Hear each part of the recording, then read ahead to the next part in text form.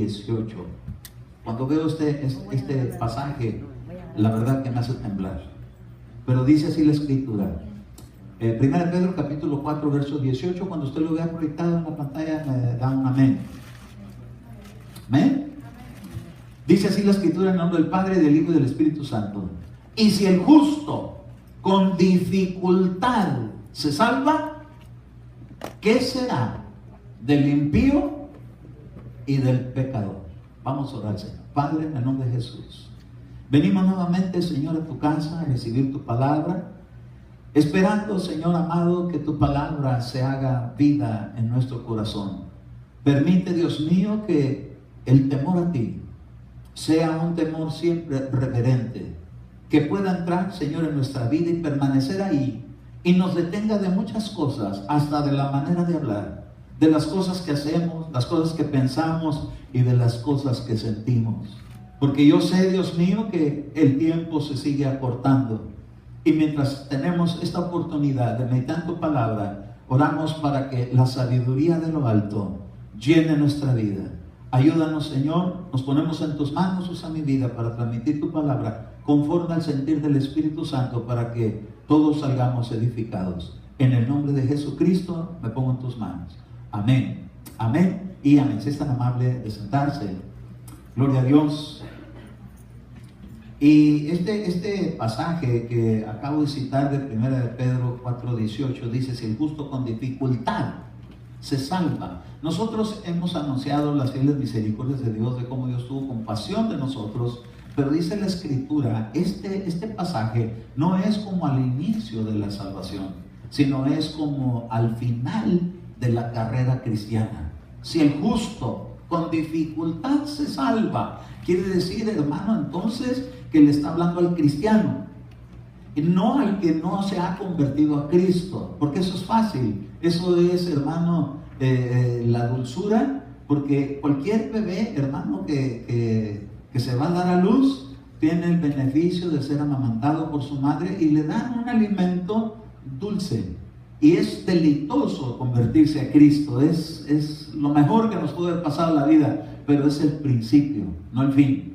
El fin es de lo que habla este pasaje para el justo. El justo es el que fue limpiado por la sangre de Jesús. Usted y yo, delante de los ojos de Dios, nos llama justos, aunque tengamos imperfecciones o pecados, o faltas, o errores, o como usted le quiera nombrar, pero de todas maneras Dios nos ha justificado porque nuestra justicia es Cristo. Sin embargo, dice el apóstol Pedro, hablando al final, que con dificultad se salva el justo.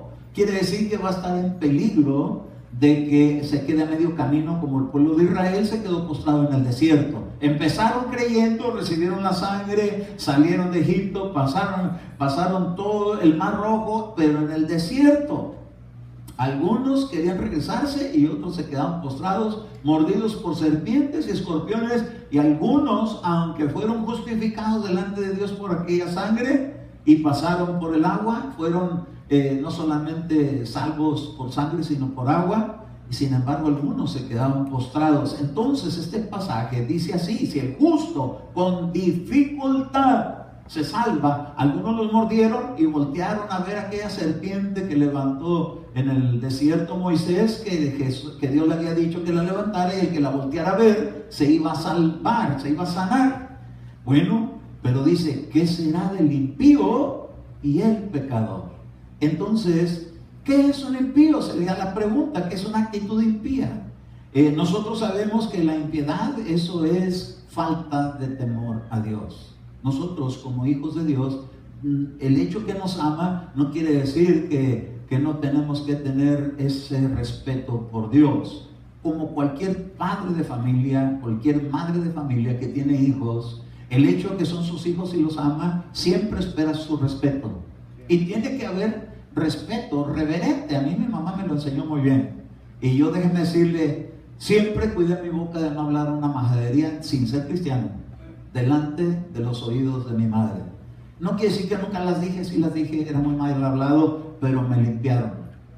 Por la sangre de Jesucristo y su salvación me limpió, y ahora con más ganas, ahora teniendo el respeto para mi Dios, a cuidar lo que hablamos. Amén. ¿Cuántos dan gloria a Dios? Bueno, entonces dice que hay actitudes, hermano, que el inicuo tiene.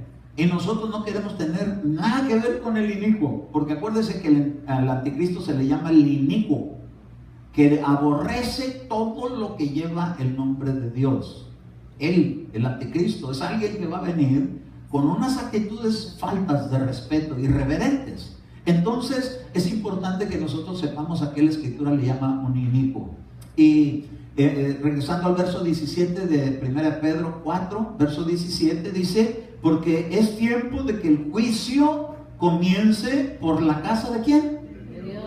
De Dios. Entonces Dios a los que viene a inspeccionar primero que nada es a sus hijos, es a nosotros. Digo usted, ¿a mí también? Sí, también a usted, igual que a mí.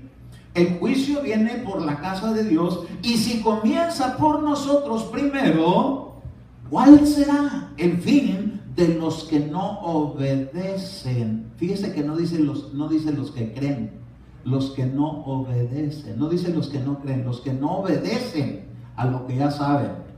No se puede tener desobediencia en algo que no se sabe, sino en algo que ya le dijeron. La obediencia. A los que no obedecen el evangelio de Dios. Y lo dice porque el justo con dificultad se salva y que se da el impío del pecador. Por consiguiente, los que sufren conforme a la voluntad de Dios. Quiere decir que va a haber sufrimientos que Dios los permite. Dice: encomienden sus almas al fiel Creador, haciendo el bien. Hay algo que se puede hacer todavía, aún cuando uno sabe que viene ese día, a ocuparse en hacer el bien. ¿Y qué es el bien? Bueno, compartir la palabra de Dios. ¿Qué es el bien? Obedecer la palabra de Dios. Jesús dijo antes de irse: id y hacer discípulos a todas las naciones, bautizándolos en el nombre del Padre, del Hijo y del Espíritu Santo. Y porque dice el Señor que Él quería derramar su Espíritu sobre toda carne. ¿Quiénes lo van a hacer? Diga usted, nosotros tenemos parte ahí. Nosotros tenemos que obedecer eso, tenemos que movilizarnos. No podemos estar solamente viniendo los domingos. Tenemos que estar más activos. Y yo les he compartido que es importante que se involucren, aunque sea en la enseñanza, compartiéndosela a alguien. Quizás usted, hermano, de repente el Señor le acerca a alguien para que tenga oídos para oír lo que usted le pueda ya compartir. Quizás alguien diga: hermano, pues yo todavía tengo muy poquito, pero lo que ya ha recibido como salvación lo puede empezar a compartir. Ahora fíjese una cosa, hay otro pasaje que también hoy en la mañana me pegó duro, en este ámbito que estoy ahorita tocando, en este ángulo. Mire, Ezequiel capítulo 33, versículo 13. Este pasaje también es así como tipo terremoto, y es para nosotros los hijos de Dios, y es para todo el que lo escuche, porque dice así: cuando yo diga al justo que ciertamente vivirá. ¿Cuántos no queremos esa palabra? ¿Verdad? Cuando hemos orado, por ejemplo, con un enfermo, yo siempre acostumbro a decir: vive, a su órgano que esté dañado, sea el corazón, sea los riñones, sea el hígado, sea lo que sea. Le digo: vive. ¿Por qué? Porque de Ezequiel se aprende esto cuando le habló los huesos secos.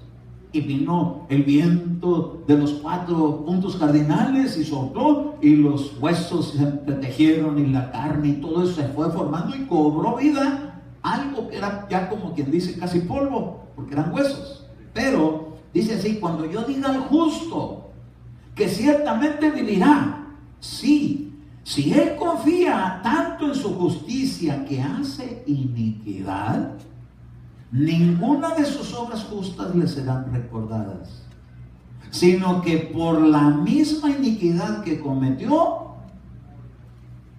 Ay, Dios mío, entonces tenemos una responsabilidad como hijos de Dios, como cristianos, guardarnos de este mundo sin mancha, sin pecado. ¿Por qué? Porque dice: aunque yo le extienda vida al justo, al cristiano, le ofrezco vida, si vuelve nuevamente a confiar y peca otra vez con iniquidad, no me voy a acordar de sus obras justas que hizo, sino que por la misma iniquidad que cometió, morirá. Y Dios no es hombre para que mienta, ni hijo de hombre que se arrepienta, pero nos deja una responsabilidad de que tenemos que guardarnos, porque lo que nos ofrecieron no fue cualquier cosa, sino vida de entre los muertos. Entonces este pasaje lo pone a uno como: Dios amado, tengo que guardarme del resto de mis vidas para Dios. ¿Cuántos pueden decir recibo? Tengo que guardarme. No puedo seguir viviendo en el Evangelio como si no lo tuviera. ¿Por qué? Porque dice el Señor que por la iniquidad puede morir aún aquel. Entonces surge la pregunta: ¿hay peligro de perderse? Dios ha predestinado unos para vida, otros para muerte, pero otros les da la opción de recibir o de rechazar, de aceptar o de perder, de encontrar o de perder. Y el Señor, como no sabemos de qué parte somos, creemos que somos de Dios. Y creemos que somos predestinados para vida. Y creemos que la muerte no se enseñará a nosotros. Dice el Señor: pero demuéstramelo. ¿Cómo? No volviendo a la iniquidad. Entonces, vamos a considerar algunas partes de la Escritura. En el Salmo capítulo 10, verso 4, que dice así, acerca del impío. ¿Qué es el impío? Aquí dice en el capítulo 10 de los Salmos, verso 4, cuando lo vean me dice amén. El impío, en la altivez de su rostro, no busca a Dios. Todos sus pensamientos es: no hay Dios. La Biblia no solamente eso le llama una obra impía, pero le llama necedad. Porque dijo el necio en su corazón: no hay Dios, para poderse corromper sin conciencia de redargüimiento, porque si no hay un Dios, ¿quién lo juzga? Pues nosotros sabemos que sí hay un Dios. Entonces, mire, el impío en la altivez de su rostro. Por eso Dios no le agrada nunca que sus hijos sean con ojos altivos, sino que tiene que ser uno como Jesús, humilde de corazón. No podemos, hermano, nunca jactarnos más que otro. Somos lo que somos por la gracia de Dios, y a uno les da mayor gracia. ¿Por qué? Por humildes. Y si nos hace falta mayor gracia, pues hay que buscar más humillación delante de Dios. Ahora, dice en Job, capítulo 21, verso número 14, acerca del impío, y dicen a Dios: apártate de nosotros, no deseamos el conocimiento de tus caminos. ¿Quién es el Todopoderoso para que le sirvamos? ¿Y qué ganaríamos con rogarle? ¿Sabe que hay gente, hermano, que ya conociendo al Señor, en su desesperación, cuando buscan y no reciben, actúan de una manera impía, sin temor, diciéndole: ¿qué caso tiene que vaya tanto a la iglesia si no me responde el Señor? Ay, hermano, dice la Escritura que ¿dónde quedará el impío y el pecador si no se arrepiente? Si buscándolo, hermano, Dios nos está demandando una estatura, que será el que ni siquiera hasta pelea con Dios. Entonces es una obra impía. Volviendo al Salmo 10, dice en el verso 6, dicen en su corazón: no hay quien me mueva. Por todas las generaciones no sufriré adversidad. Llena está su boca de blasfemia y engaño y opresión. Bajo su lengua hay malicia e iniquidad. Entonces Dios tiene que trabajar hasta con las palabras que hablamos de nuestra propia boca. Tenemos que decirle al Señor: Padre mío, purifica mis labios para que no sea hallado en un momento de enojo, maldiciendo, renegando, blasfemando. Porque asómbrese, se lo habla al pueblo de Dios. Ahora fíjese que hay un relato que yo, en medio de todo en toda esta meditación, entonces leí un relato que consideré que era digno de compartírselo hoy. Pero se cuenta que en tiempos atrás, cuando Alemania Oriental ellos siempre han sido así como comunistas, ¿verdad? Y entonces había una maestra que tenía sus alumnos, y entonces ella los agarró a todos sus alumnos y les dijo que se pusieran de pie y que empezaran a confesar junto con ella que no hay Dios. Y entonces está una niñita chiquita de unos 8 años que en su casa le enseñaron que sí hay Dios. Y entonces ella se quedó callada y no dijo nada. Oye, esa está como los jóvenes, ¿verdad? Que metieron al horno. Esta se quedó callada. Y entonces se enfureció la maestra y le dice, con que no confesaste. Y la niña callada, pues de ver la maestra enchamucada, una inicua. Y entonces le dijo, pues ahora de tarea me vas a traer escrito 50 veces no hay Dios.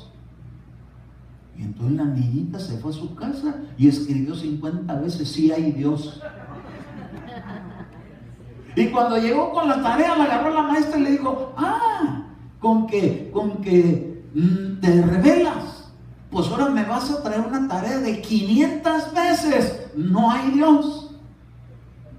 Y si no lo haces, te vas a tener las consecuencias. Eso era una sentencia de muerte. Entonces la niñita se fue a su casa y su papá, ¿qué te pasa? Pues que la maestra ya me está amenazando que tengo que llevar 500 veces. Yo le dije, vamos a ir a hablar con el director. Y entonces vino el papá con la niñita a ver al director.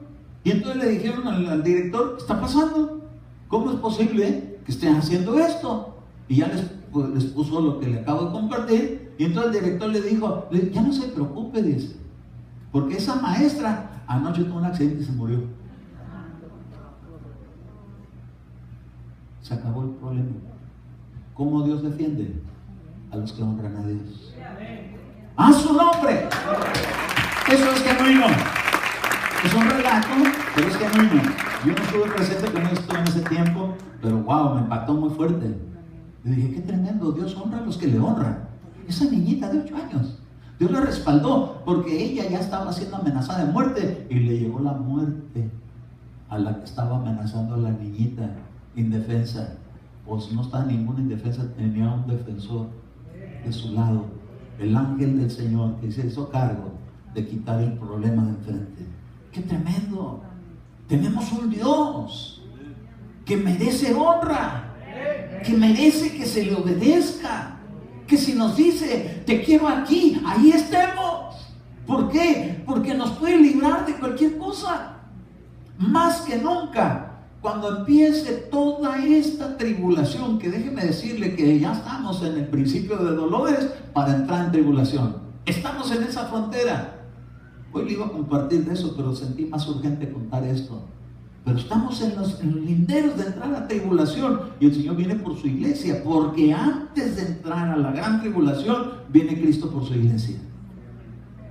Pero va a haber algunos que van a entrar en la gran tribulación, que no seamos ninguno de nosotros. Diga usted, que Dios tenga misericordia de mí, que sea hallado delante de sus ojos, tenido por digno, que pueda ser digno de recibir salvación, porque soy justo, soy justa por Cristo. Ahora, vamos a 2 de Crónicas, capítulo 23, versículo número 16. Perdón, 2 de Crónicas 32, no 23, 32, 16. Aquí hay unas obras impías que se evidenciaron en los tiempos de Ezequías, el rey. Y dice, y sus siervos hablaron aún más contra el Señor Dios y contra su siervo Ezequías.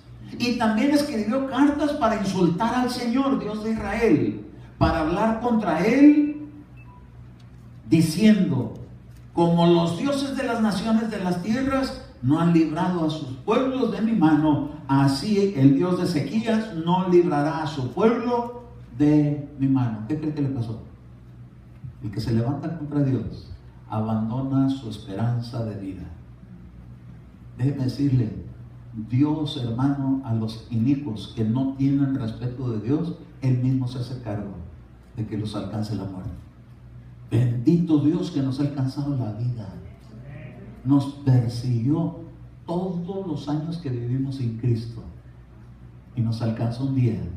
¿Cuántos dan gloria a Dios por ello?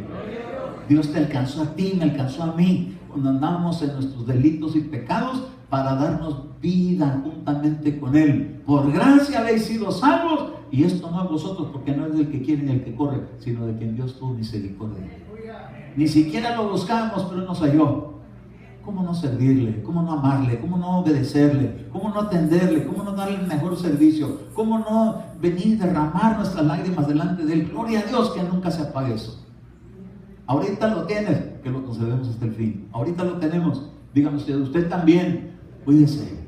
Yo también me tengo que cuidar. Y usted me tiene que cuidar y yo le tengo que cuidar a usted. Pero Dios nos cuida a todos.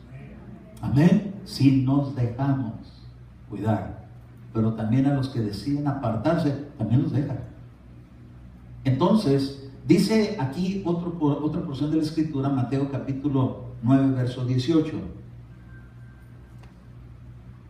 Y mire qué lindo es el Señor, hermano, porque no me cansaré de hablar de sus maravillas. Dice Mateo capítulo 9, verso 18. Mientras le decían estas cosas, he aquí vino un oficial de la sinagoga y se postró delante de él. Mire, hermano, postrarse delante del Señor es bueno. Eso es algo que mueve el corazón de Dios para que las cosas cambien. Y dice, se postró delante de él diciendo, mi hija acaba de morir. Era para que ya no le hiciera la lucha, pero acaba de morir. Pero ven y pon tu mano sobre ella y vivirá. Y levantándose Jesús, lo siguió y tomando a sus discípulos, fue para allá. Y cuando llega allá, dice el verso 23, cuando entró Jesús en la casa del oficial, vio a los flautistas y al gentío en ruidoso desorden. Y les dijo, retiraos porque la niña no ha muerto, sino que está dormida. Y se burlaban de él. Pero cuando habían echado fuera a la gente, él entró y la tomó de la mano a la niña y se levantó. Y esta noticia se difundió por toda la tierra. ¿Qué se necesita, hermano, para experimentar la mano extendida del Señor que levanta a alguien? Que uno se humille delante de Dios. Tarde que temprano en la vida vamos a necesitar que la mano del Señor se extienda para ayudarnos. Y el Señor va a decir, yo se la extiendo a los que se saben humillar delante de Él. Amén. Entonces el que se doblega delante del Señor, el Señor mismo lo levanta. Ahora fíjense qué tremendo que cuando llegó, dice que están ahí los flautistas, quiere decir que traían gente para el sepelio y ponían un ambiente bien triste porque ya alguien se murió. No era música así como de júbilo, era música así como de lamento y lloro. Y entonces contrataban a esa gente y traían. Entonces cuando llegó Jesús le dijo, váyanse de aquí no nos ocupamos, aquí no hay ningún velorio. La niña está dormida. Y se burlaban de él. Mire, qué tremendo, hermano, que en medio de cosas urgentes haya personas que se puedan burlar. ¿Sabe que hay gente que se burla? Nosotros, hermanos, hemos sufrido muchos vituperios cuando llegamos a orar por la gente. Nos ha tocado muchas veces que hay gente que está allá al borde de la muerte y hemos ido en otros tiempos y hemos orado por la gente y la gente se burla porque dice, ¿qué se creen? Mi patrón un día me dijo, ¿qué te crees tú, Elías? Porque le dije que podíamos orar a Dios. ¿Qué tú te crees, Elías o qué? ¿Cómo te vas a comparar con un santo hombre de Dios? Dije, si supiera lo que Jesús dijo de eso, que entre los nacidos de mujer, ninguno como Juan el Bautista, y Juan el Bautista es el mejor de todos ellos, es más pequeño que los hijos del reino. ¿Qué es lo que Dios dice acerca de ti y de mí? Que somos de su reino. Y eso Dios lo honra al que sabe recibir ese beneficio que Dios le ha dado. ¡Wow, hermano! Entonces dice que se burlaban. Entonces, ¿sabe qué hizo Jesús? Los sacó a todos. Sálganse los incrédulos. Cierren la puerta porque ahorita vamos a orar. Se quedan los de fe. Los que sí creen, los que se van a apoyar, los que están intercediendo. Hermano, que el Señor nos encuentre a todos los que estamos aquí, adentro y no echados para afuera. Por la incredulidad, por la burla. ¿Por qué? Porque vamos a tener que pelear la batalla de la fe. ¿Cómo es la batalla de la fe? Que a veces ganas y a veces te ganan. En el primer round y en el segundo, un peleador, hermano, hasta que se acaba la pelea se ve quién ganó. Pero mientras, le dijo David a Goliat, te voy a cortar la cabeza, yo te la voy a cortar a ti, yo te la voy a... ¿Y quién le cortó a quién? Qué tremendo, Dios le dio la victoria a David. Fue una pelea, una batalla, ¿sabes una cosa? En esta vida vamos a tener batallas de la fe y tenemos que entrarle hasta el fin, no rendirnos. Entonces, hermano, ¿dónde está que tiro la toalla? Nadie puede tirar la toalla, porque sería tirar la vida eterna, porque el Señor nos ha cubierto, nos ha amparado con su evangelio. Entonces, dice Isaías 55 y verso 7, esos hombres que se burlaban eran inicuos. El que es inicuo se burla de las cosas de Dios, pero los que son de Dios siguen adelante aunque sufran burlas. ¿A quién le hicieron la mayor burla? A nuestro Señor Jesucristo, y siguió adelante hasta que llegó a sentarse en el trono que está a la diestra del Padre. Ahora dice Isaías 55 verso 7, abandona el impío su camino y el hombre inicuo sus pensamientos. Entonces Dios, para quitarle la iniquidad a alguien, le tiene que cambiar la manera de pensar. Y vuélvase al Señor, que tendrá de él compasión, y al Dios nuestro, que será amplio en perdonar, antes que parta esta vida. Porque el que se va inicuo no entra. El que ha sido inicuo pero se arrepiente y cambia su manera de pensar y se doblega ante Dios, dice el Señor que Él tendrá compasión de él y será amplio para perdonar. Qué lindo es Dios, que está dispuesto a tolerar cuando uno se arrepiente y le da la oportunidad en la vida. Proverbios 21:4 dice que los ojos altivos y el corazón arrogante es lámpara de los impíos, y eso es pecado. Corazón arrogante, mire, cualquier arrogancia que pueda estar queriendo engendrarse en cualquier corazón hay que echarla afuera. Cuando usted vea a una persona arrogante, dígale: hermano, acuérdese que la lámpara se apaga por la arrogancia. O sea, sí, le estoy pidiendo de buena manera que hablemos. Si usted está arrogante, no lo haga, porque se le puede apagar su lámpara, está escrito. Y Dios tenga misericordia de mí también, para que nunca me haga arrogante. ¿Cuántos dicen: yo echo fuera de mi vida toda arrogancia, toda resistencia, toda burla, todo pensamiento inicuo, fuera de mi vida? Me despojo de ello, no lo quiero conmigo, quiero vivir para Dios. En el nombre de Jesús le cierro la puerta. Dice Proverbios 13 verso 9, Proverbios 13:9, la luz de los justos brilla. ¿Cómo? Alegremente. Diga usted: la luz que Dios pone en mí tiene que brillar alegremente. ¿Y qué le da? ¿Qué le deja a usted una evidencia de que alguien está alegre? Su cara, su rostro, su sonrisa, su felicidad. Cuando usted está conforme con lo que sea, aunque estén pasando cosas difíciles, cuando usted está alegre y usted le dice: es que mi lámpara está brillando. Amén. Y dice Proverbios 10:27 que el temor del Señor hace multiplicación. ¿De qué? De días. ¿Quién quiere vivir muchos días? Ay, hermano, yo apenas voy a la mitad de mi vida. Llevo 60. Me faltan otros 60. Diga usted: amén, hermano. Para que nos siga entreteniendo, para que sigamos meditando la palabra del Señor. El temor del Señor multiplica los días, mas los años de los impíos. Ay, hermano, quiere decir que Dios le puede dar a alguien 120 años. Dios te arrebato. Porque dice que el más robusto 80, pero recibo 120. Porque Moisés llegó a 120 y sano, con sus ojos brillosos. ¿Por qué? Porque no había iniquidad en él. Había, hermano, en él temor reverente a Dios. Mire, amiga, el Señor me da unas lecciones con Moisés tan tremendas. No, me las da con Cristo. Pero hay veces que en mi naturaleza humana, como que veo ahí a Moisés como que de vez en cuando se impacienta, ¿verdad? Por eso es que, y Cristo pues nomás una vez se vio que sacó latigazos a los que estaban en el templo, porque andaban comerciando, pero en él no había la característica de descargar en ira, pero en Moisés sí.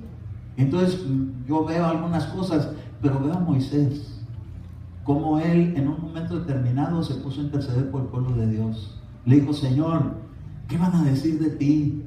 Le dice: mira, te los quito a todos y te doy un pueblo nuevo, le dijo a él. Y yo dije: pues, ¿por qué? Si es el que sacó de Egipto. Y le dijo Moisés: no, Señor, ¿qué van a decir los reyes de las naciones? Que no pudiste. Mejor, dice, sácalos adelante. A él le costó quedarse afuera, pero quería que todos entraran. Oiga, el corazón de Moisés debiera ser el corazón de todos los cristianos, hermanos, sobre todo los del liderazgo, que estemos esperando que nadie se pierda, que todos entren, que todos reciban. Y hermano, a él le costó quedarse afuera, pero no del reino, solamente de Canaán terrena, pero entró en la Canaán celestial. Él entró a la tierra prometida, porque después aparece el monte de la transfiguración ahí junto con Elías y con Jesús. Entró. Mira, hermano, que nos cueste la vida servirle a Dios, pero que entremos allá. No hay ningún regocijo, pero pues recibo que sí. ¿Qué Dios tendrá que hacer, hermano? A veces ¿qué Dios tendrá que hacer con tal de que alguien vuelva en sí? Dios, con tal de que nadie se pierda, es capaz de pasarlo por el fuego y por el agua. Y en Job viene una porción que con esa termino, porque hace que ya tiene hambre. Pero Job capítulo 33, acuérdese de este verso, porque este le va a servir mucho a usted cuando vaya a orar en los asilos y en los hospitales por los enfermos. Acuérdese de este pasaje, Job 33, 14 hasta el 30. Dice así: ciertamente Dios habla una vez y otra vez. ¿Cuántas veces? Una y otra vez. Pero nadie se da cuenta de ello. Él habla, pero no lo oímos. ¿Por qué? Porque están tapados los oídos con los afanes de aquí de la tierra. Entonces, dice el verso 15, en un sueño, en una visión nocturna, cuando un sueño profundo cae sobre los hombres y mientras dormitan en sus lechos, entonces Él abre el oído de los hombres y sella la instrucción para apartar al hombre de sus obras y del orgullo guardarlo. Libra su alma de la fosa y su vida de pasar al Seol. El hombre es castigado también con dolor en su lecho y con queja continua en sus huesos, para que su vida aborrezca el pan y su alma el alimento favorito. Su carne desaparece de la vista y sus huesos que no se veían aparecen. Entonces su alma se acerca a la fosa y su vida a los que causan la muerte. Si hay un ángel que sea su mediador, uno entre 1000, para declarar al hombre lo que es bueno para él, y que tenga piedad de él y diga: líbralo de descender a la fosa, he hallado su rescate, que su carne sea vuelta, que se vuelva más tierna que su juventud y que regrese a los días de su vigor juvenil. Entonces orará Dios y Él lo aceptará, para que vean con gozo su rostro y restaure su justicia al hombre. Cantará a Él, a los hombres, y dirá: he pecado y he pervertido lo que es justo, no es apropiado para mí. Él ha redimido mi alma de descender a la fosa y mi vida verá la luz. He aquí, Dios hace con todo esto a menudo con los hombres para rescatar su alma de la fosa y para que sea iluminado con la luz de la vida. Amén. ¿Qué es lo que Dios es capaz de hacer con tal de que alguien no vaya a parar al Seol?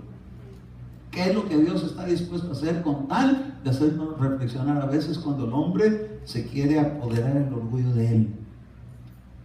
De repente suceden cosas donde acaba en una cama en el hospital, donde los huesos empiezan a aparecer, donde la carne se empieza a enflacar, donde quedó la vanidad del six pack. Ningún six-pack, puro hueso.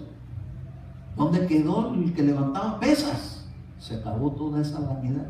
Dice el Señor, hay algo mejor que tener un buen cuerpo. Hay algo mejor que comer tu buena comida. Tanto que me gustan a mí los bistecs. Y dice que acaba impidiéndole de comer su delicia. ¿Cuál es lo que más te gusta comer? ¿Birria?